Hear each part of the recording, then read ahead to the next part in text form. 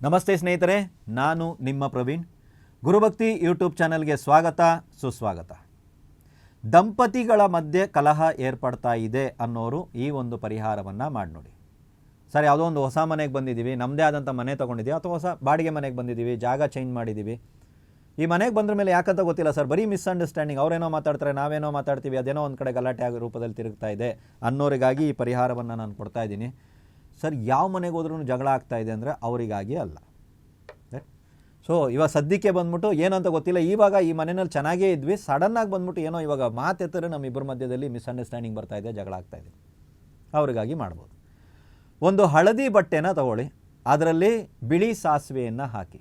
ಹಳದಿ ಸಾಸಿವೆ ಅಂತ ಕರೀತಾರೆ ಕೆಲವೊಂದು ಕಡೆ, ನಾವು ಬಿಳಿ ಸಾಸಿವೆ ಅಂತ ಕರಿತೀವಿ. ಒಂದು ಮುಷ್ಟಿಯಷ್ಟು ಅದನ್ನು ಗಂಟು ಕಟ್ಟಬೇಕು, ಹಳದಿ ದಾರದಲ್ಲೇ ಕಟ್ಟಬೇಕು. ಯಾವ ದಿನ ಸರ್ ಇದನ್ನು ಮಾಡಬೇಕಂದ್ರೆ ಶುಕ್ರವಾರ ರಾತ್ರಿ 8:00 ಮಾಡಬೇಕು. ಯಾವುದೇ ಶುಕ್ರವಾರ ಆಗಿರ್ಬೋದು, ರಾತ್ರಿ 8:00 ಮನೆಯಲ್ಲಿರುವಂಥ ಯಜಮಾನರು ಮಾಡ್ಬೋದು, ಅಥವಾ ಅವ್ರ ಗೃಹಿಣಿ ಮನೆಯಲ್ಲಿರುವಂಥ ಹೆಣ್ಮಗಳು ಮಾಡ್ಬೋದು. ಇವರಿಬ್ಬರಲ್ಲಿ ಯಾರೋ ಒಬ್ಬರು ಮಾಡಬೇಕು. ಅವರ ಪರವಾಗಿ ಅವರ ತಾಯಿನೋ, ತಂಗಿನೋ, ಅಣ್ಣನೋ, ತಮ್ಮನೋ, ಅತ್ತೆನೋ ಮಾಡೋ ಆಗಿಲ್ಲ, ಇವರಿಬ್ಬರಲ್ಲಿ ಯಾರು ಒಬ್ಬರು ಮಾಡಬೇಕು.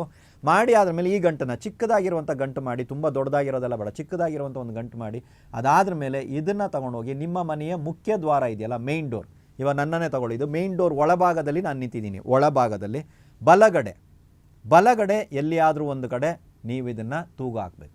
ಒಂದು ಚಿಕ್ಕದಾಗಿ ಒಂದು ಮೊಳೆ ಇತ್ಯಾದಿಗಳನ್ನು ಹೊಡೆದು ಆ ಬಾಗಿಲಿಗೆ ಸೈಡಲ್ಲಿ ಬರುವಂಥ ಇದಕ್ಕೆ ಒಂದು ಚಿಕ್ಕದಾಗಿರುವಂಥ ಮೊಳೆ ಇತ್ಯಾದಿಗಳನ್ನ ಹೊಡೆದು ಇದನ್ನು ನೀವು ತೂಗು ಹಾಕಿ ಮನೆಯ ಮೇನ್ ಡೋರಿನ ಒಳಭಾಗದಲ್ಲಿ ನಿಂತ್ಕೊಳ್ಳಿ.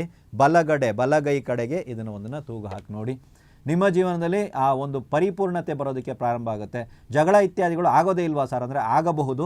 ಯಾರಾದರೂ ಒಬ್ಬರು ಸೈಲೆಂಟ್ ಆಗ್ತೀರಾ, ಇರಲಿ ಬಿಡು ಅಂತ ಹೋಗುವಂಥದ್ದು, ಬಿಟ್ಟು ಕೊಟ್ಟು ಹೋಗುವಂಥದ್ದು ಏನಾದರೂ ಒಂದು ನಿಮ್ಮಲ್ಲಿ ಏನಾದರೂ ಪರಿವರ್ತನೆ ಬರಬಹುದು, ಅಥವಾ ಜಗಳವೇ ಕಂಪ್ಲೀಟ್ ಆಗಿ ನಿಲ್ಲಬಹುದು. ಪ್ರಯತ್ನ ಪಟ್ಟು ನೋಡಿ. ಚೆನ್ನಾಗಿತ್ತು ಅಂದರೆ 4 ಜನರಿಗೆ ಈ ವಿಷಯವನ್ನು ಶೇರ್ ಮಾಡಿ. ಎಲ್ರಿಗೂ ಒಳ್ಳೆಯದಾಗಲಿ.